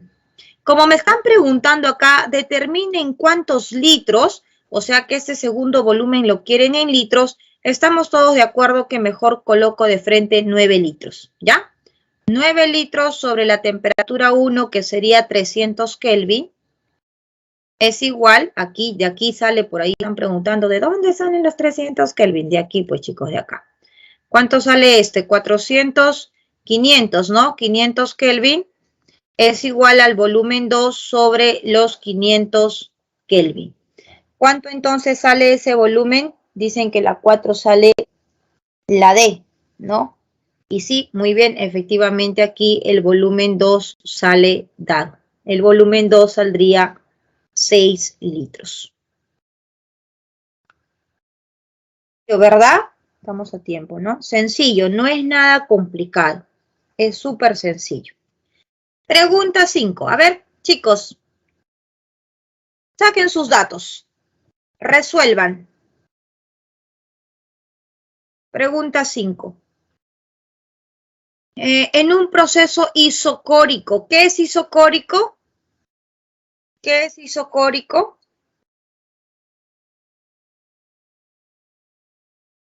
A ver, atrás. Ah, entonces, ¿cuánto? Ay. Ah, tienen razón acá. Te piden la diferencia, ¿no? ¿Cuánto sale esa diferencia? Entonces, V2 te dice, a ver, ¿cuántos litros? La clave es la D porque ya es la diferencia. Tienen razón. Entonces, ese V2, el volumen 2 saldría 15 litros, ¿verdad? El volumen 2 saldría 15 litros. Y sí, efectivamente, del volumen 2 al volumen 1, eso sería la diferencia. Y eso sería 15 litros menos los 9 litros, eso serían 6 litros que se han incrementado. Ajá, ahora sí. Gracias, chicos, gracias. Están atentos, están atentos. Ahora sí, vamos a las 5.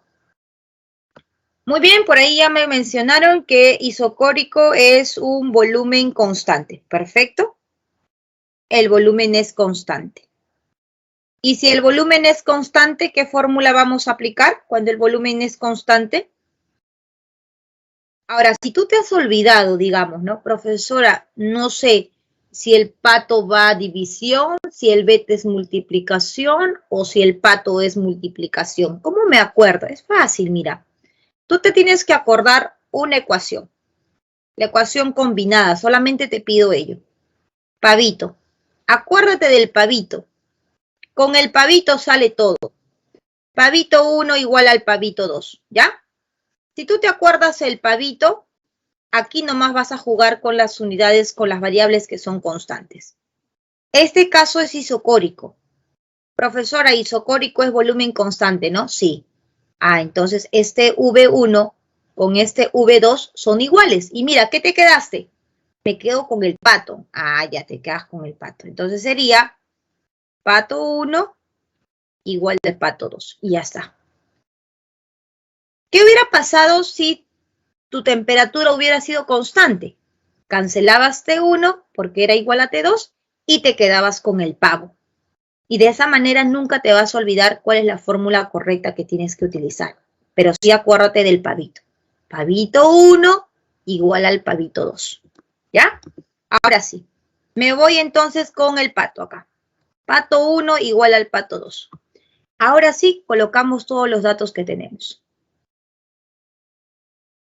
En un proceso isocórico, la presión y la temperatura son directamente proporcionales. Si se tiene un gas de nitrógeno, ¿ok? El gas que estamos hablando es el gas de nitrógeno, recuerda que es N2, oxígeno O2, hidrógeno H2, siempre atentos porque no vayas a colocar solamente la N o solamente la O o solamente la H, ¿no?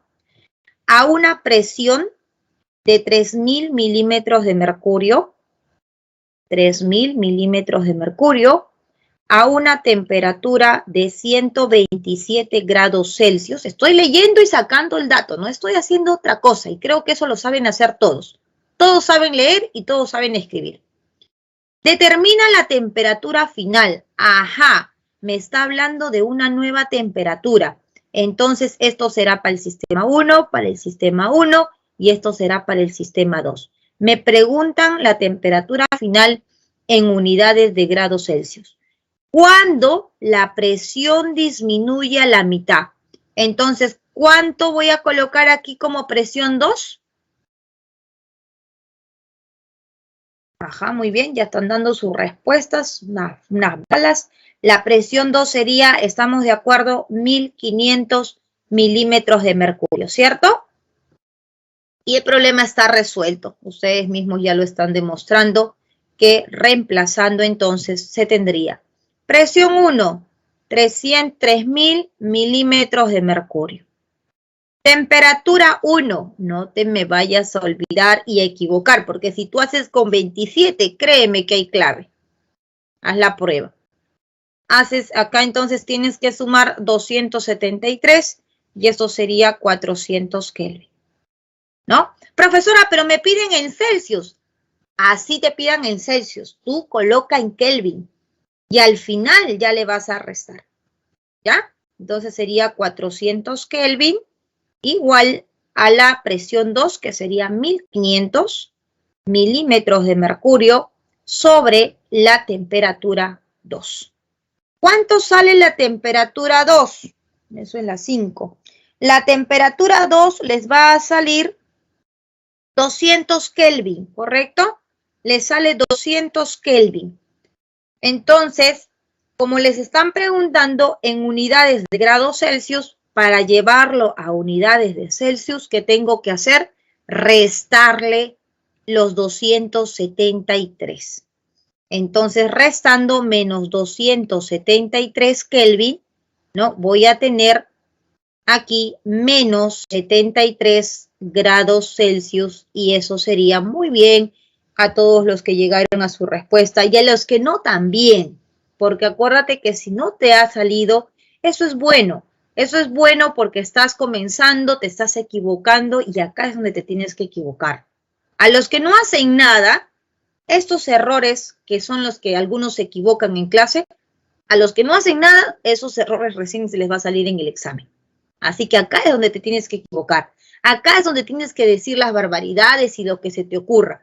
Pero tiene que quedar claro después de recibir tu clase, después de repasar, para que en el examen tú llegues así, ¿no? Seguro de que tú es tu respuesta, ¿ya?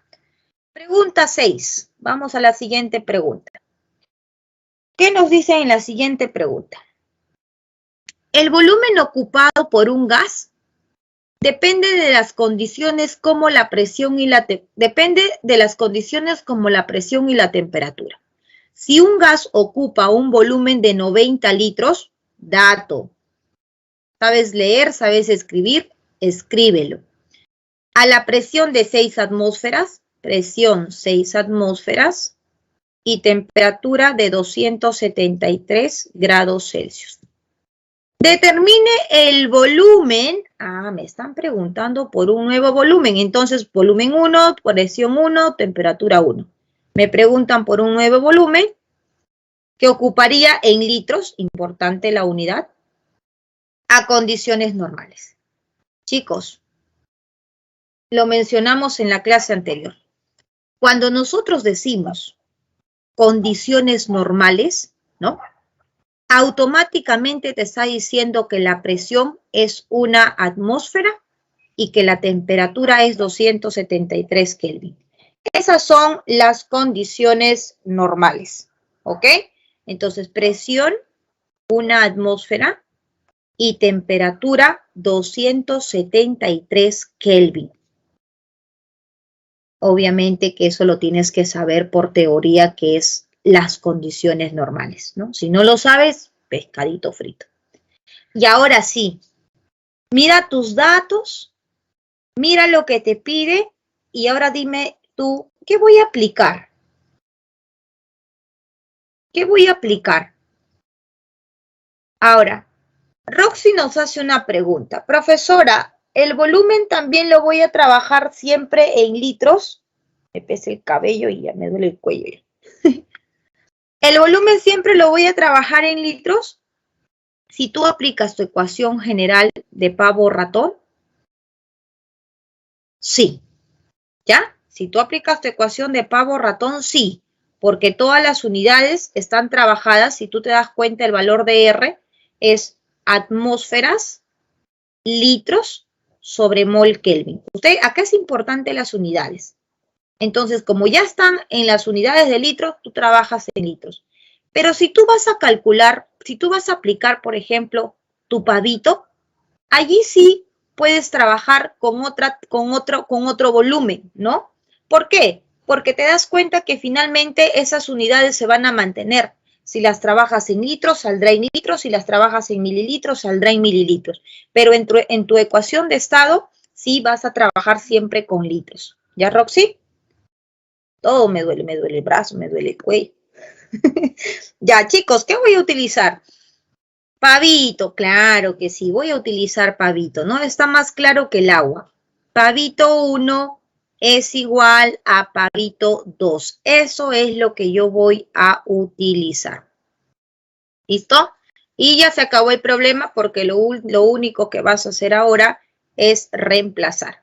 Reemplazar a la ecuación de... Está feo. A borrar.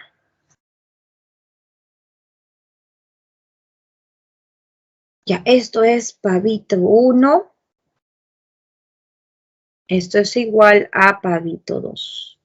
Pavito 2. Y lo único que hacemos ahora es reemplazar. Presión 1, 6 atmósferas. Volumen 1, 90 litros. Temperatura 1. No te olvides, por favor, hay que sumarle 273. Eso sería 546 Kelvin. Presión 2, 1 atmósfera. Volumen 2, lo que quiero saber. Y la temperatura 2 ya está en Kelvin. Y como ya está en Kelvin, eso sería 273 Kelvin. ¿Cuánto salió ese volumen 2? Sale 270 litros. ¿Correcto? Que sería 2,7 por 10 al cuadrado. Muy bien. La clave entonces en la 6 sería la clave dado. Perfecto, muy bien. Sencillo, ¿sí o no? Fácil, ¿sí o no, chicos? No es complicado. Vamos con la siguiente pregunta. Pregunta número 7. La ecuación de estado relaciona las variables que definen las condiciones a las que se encuentra un gas. Un cilindro de acero de 82 litros. Volumen. Tienes que identificar tus unidades. De capacidad, contiene hidrógeno. Ok, me está hablando del gas de hidrógeno. A una presión de 12 atmósferas. 12 atmósferas. Y una temperatura de 27 grados Celsius. Te dice, determine el número de moles de dicho gas. Ajá, ahora sí. Más evidente que el agua. Chicos, ¿qué voy a utilizar? Uy, ¿qué pasó? A ver, ¿qué pasó? A ver, ¿qué escribí? ¿Qué escribí? Ay, verdad, tienes razón. Son los achaques que tengo ahorita en el cuello, en el brazo, creo. Sorry, sí. Disculpen. Efectivamente es más 2. Gracias, Gabriela. Ya, vamos con la siguiente pregunta, Isa. ¿Qué voy a aplicar en la 7 entonces? Claro, definitivamente, Abigail, ¿no? Tengo que aplicar pavo ratón. ¿Se dan cuenta que si ustedes sacan los datos mismos te dice, usa esto, aplica esto, ¿no? Hay muchas personas que leen y creen que mirando nomás va a decirte la respuesta, mira, aplica pavo ratón. Eso lo hacemos cuando ya estamos, pues ya estamos como se dice, lobos, ¿no? Pero si estamos comenzando, tienes que escribir. Así tú no confías en ti, escribe, porque es la única forma de que tú vas a empezar a darte cuenta que sí puedes hacerlo, ¿no? Que sí te va a salir. Pero escribe lo que tienes. Escribe los datos, que los datos te van a decir, mira, tenemos todo, ¿qué aplicamos, pavo ratón? Si por ahí alguien dice, profesor, pavito, a ver, pavito, voy a pensar, porque uno cuando no sabe, pues todo se le ocurre, ¿sí o no? Pavito, pero no tengo presión 1 y presión 2, no tengo volumen 1 y volumen 2, entonces te das cuenta que esto no es, pues, ¿no? Te das cuenta que eso no es. Entonces, donde yo solamente tengo una sola información, eso es pavo ratón. Y ahora vamos a reemplazar. Presión, 12 atmósferas. Volumen, 82 litros. R, aquí está, mire el R de dato, 0,082 atmósferas, litros sobre mol Kelvin. Temperatura, no te olvides, hay que sumar.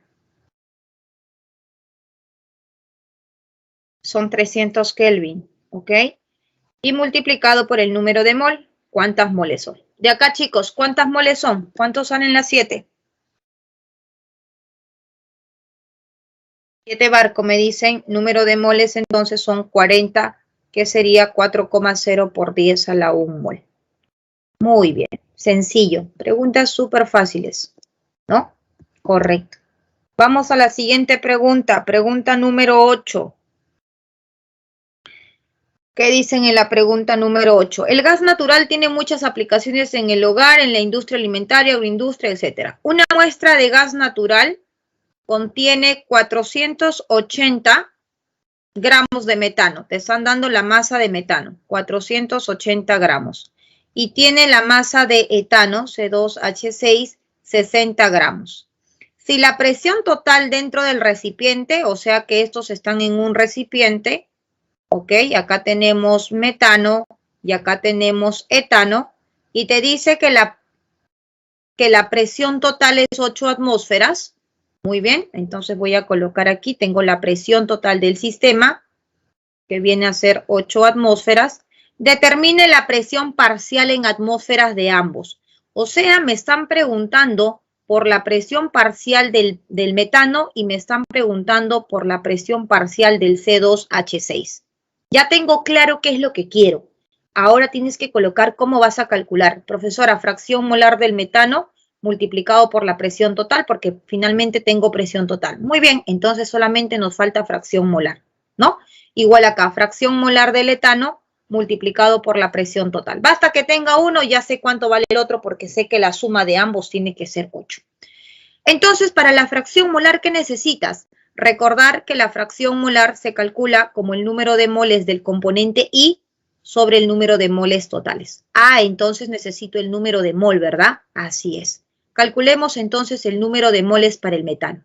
Número de moles para el metano sería la masa del metano que te dan de dato, que es 480, entre la masa molar. Dato del metano, masa molar, 16. ¿Esto cuánto sale? 4, ¿no? 40 mol, si no me equivoco.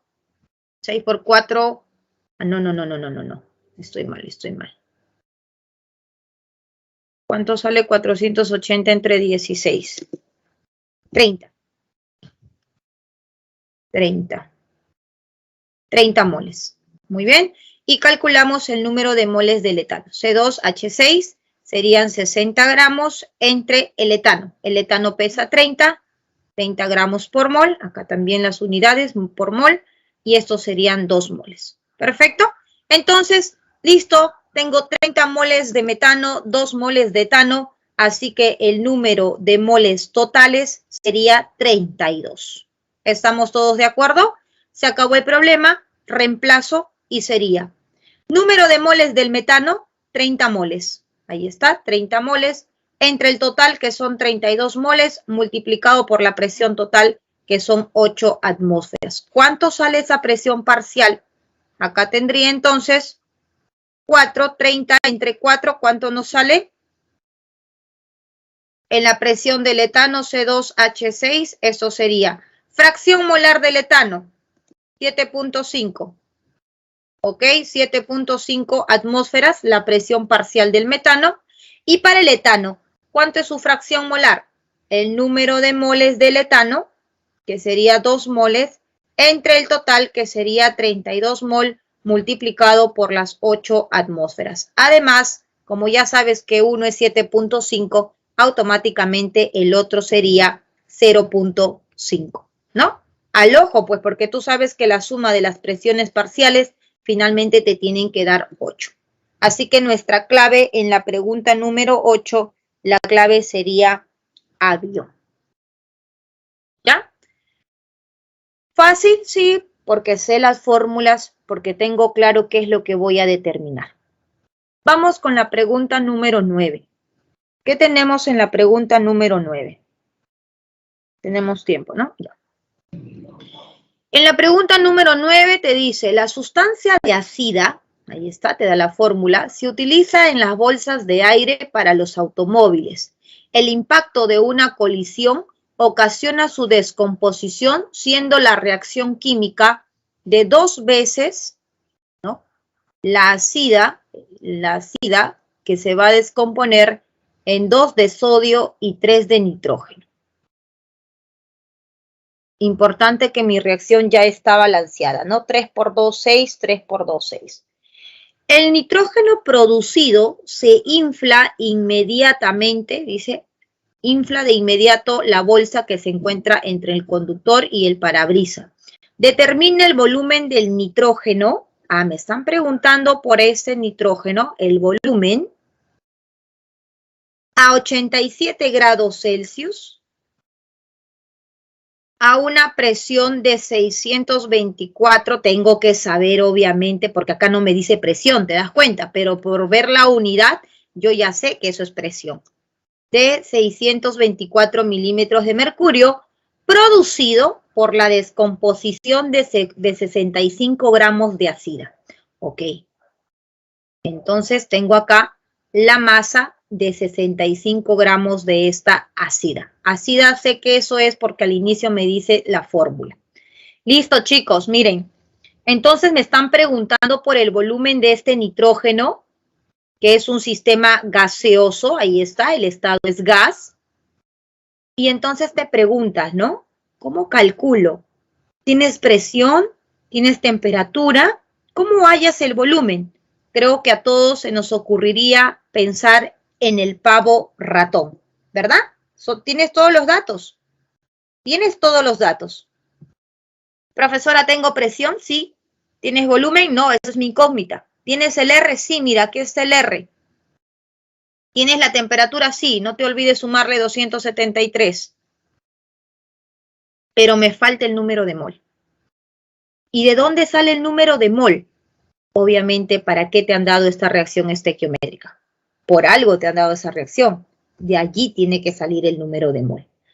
Ya sabes, relaciones estequiométricas. Tienes que ser inteligente, ¿no? En función de las moles. 2 moles de ácida producen 3 moles de nitrógeno. ¿Estamos todos de acuerdo? Entonces, tu dato te dan en masa. Tú tienes 2 opciones.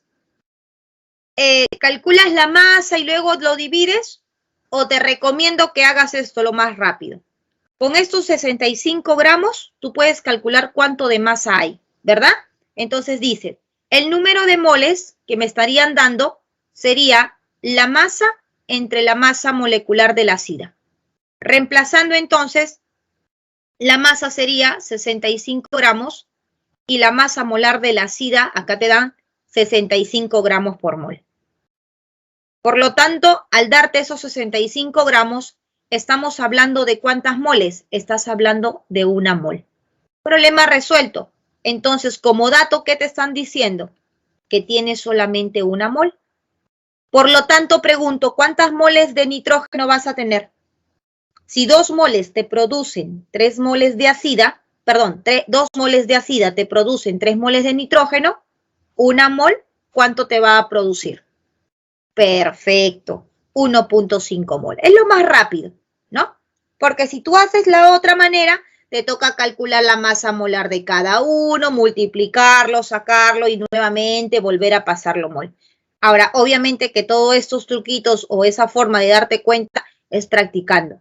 Cuando tú más practiques, te vas a dar cuenta qué es lo que tienes que hacer más rápido para tener tu resultado.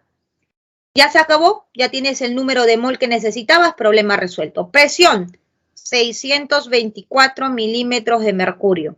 Volumen, eso quiero hallar. R en la unidad de 62.4 porque está en milímetros de mercurio. Milímetros de mercurio sobre litros sobre mol Kelvin. Temperatura, ¿cuánto es 87 más 273? Sería 7077, 14, 15, 16. 16, 360 Kelvin más el número de mol que sería 1.5 litros. Estamos bien, ¿no? Me corrigen si estoy mala. Entonces, ¿cuánto sale el volumen? Ya de aquí despejamos nada más, ¿no? Que el volumen va a salir en litros. ¿Cuánto sale ese volumen en la número 9? Clave en la número 9, 5.4 por 10 a la 1. ¿No? Solamente ya estamos despejando el volumen, 5.4 por 10 a la 1 litro. Y eso sería nuestra clave barco. Claro, claro que sí. Miren las unidades. Lo único que estamos jugando acá, milímetros de mercurio con milímetros de mercurio. Kelvin con Kelvin. Acá es 1.5 mol, perdón. Acá. No es litro, sino mol. Por las moles que hemos hallado. Y obviamente tu volumen te queda en litros. Ya, esto es mol. Exacto. Sí, gracias Abigail por 1.5 mol, sí. Y el volumen acá nos sale 5.4 por 10 a la 1 litros. Sí, chicos, está bien. Gracias por la observación. Entonces, eso sería la clave en la número 9. ¿Ya? La clave sería barco. Y vamos con la siguiente pregunta, la pregunta número 10. Dice, las fuerzas intermoleculares determinan propiedades físicas de la sustancia, por ejemplo, la tensión superficial o el punto de ebullición, con respecto a las siguientes sustancias. A ver, chicos, el pentano. El pentano, como ustedes pueden ver, es una molécula simétrica y por lo tanto estamos todos de acuerdo que esto sería una molécula apolar. Si alguien tiene duda, pregunte, me dice por qué. Apolar, entonces significa que tiene solamente fuerzas de London. ¿Ok? Luego tenemos, ya no voy a dibujar, ya voy a escribir allí nomás para ganar tiempo.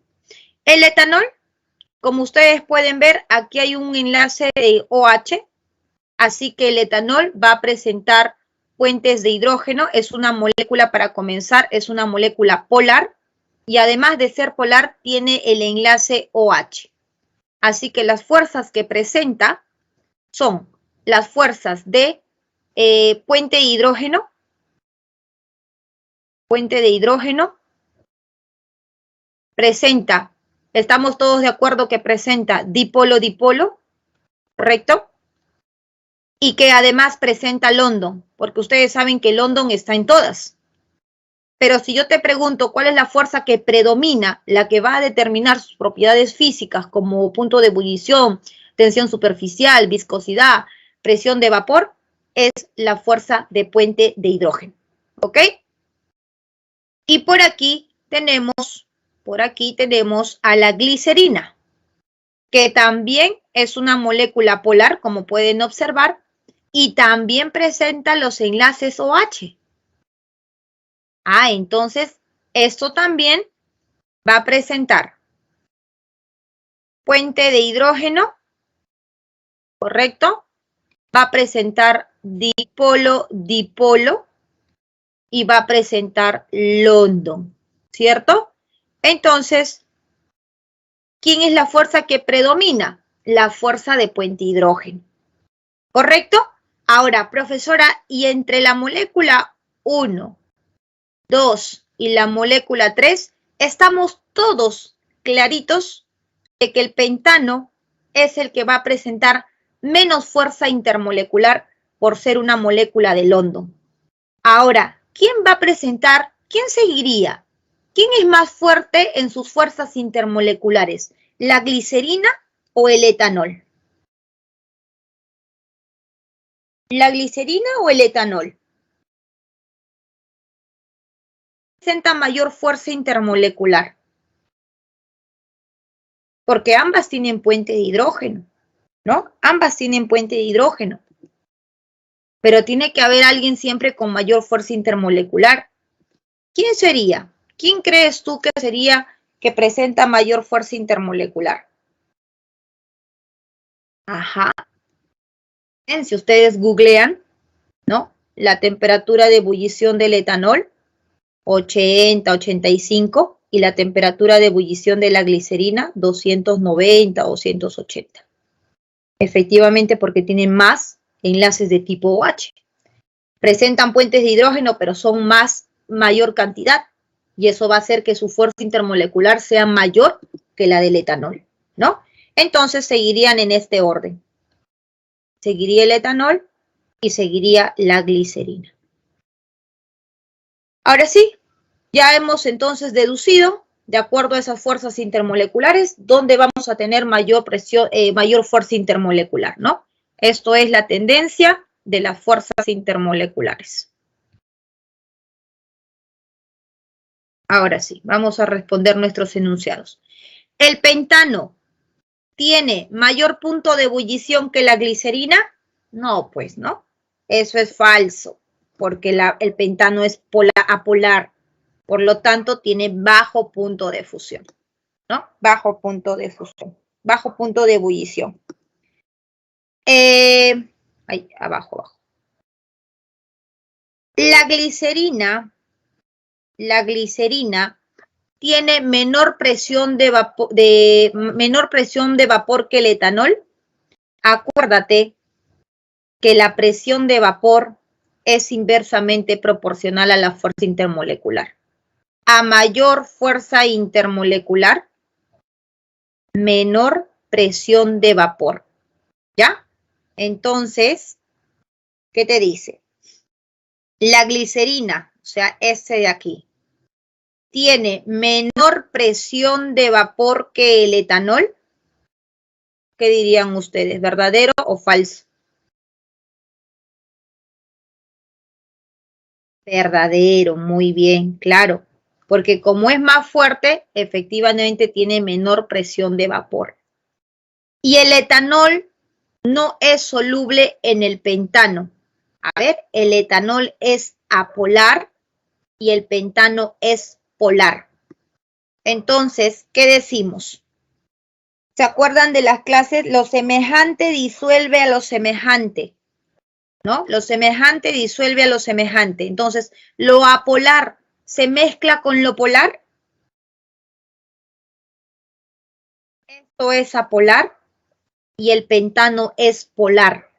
Esto es apolar y estos dos son polares. No se van a mezclar.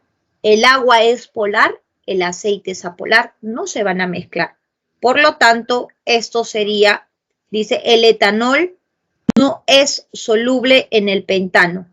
Esto sería verdadero, ¿no? Dice, el etanol no es soluble en el pentano. El etanol no es soluble en el pentano. Eso sería verdadero. ¿Y no hay clave? Con respecto a la siguiente sustancia, seleccione el valor de verdad o falsedad.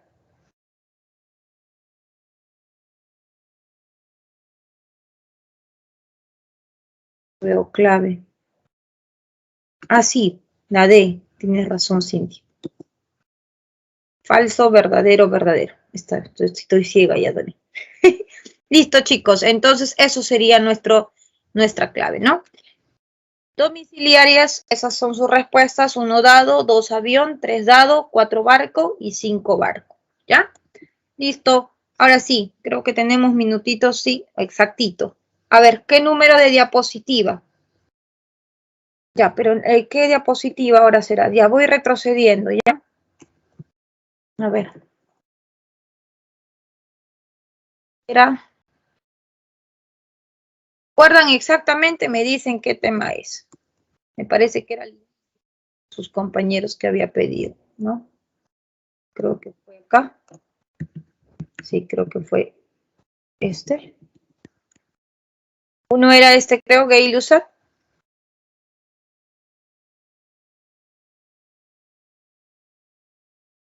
¿Listo?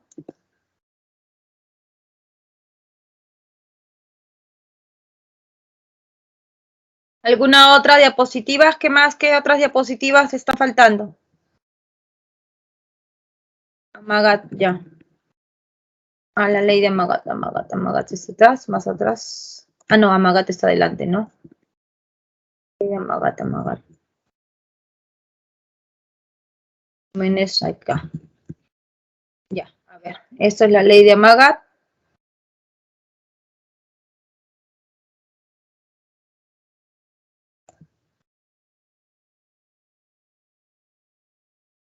Okay, Amagat. Listo. Y mezclas, dices, ¿no? Al inicio. Y estas mezclas. Ok. Y la que sigue.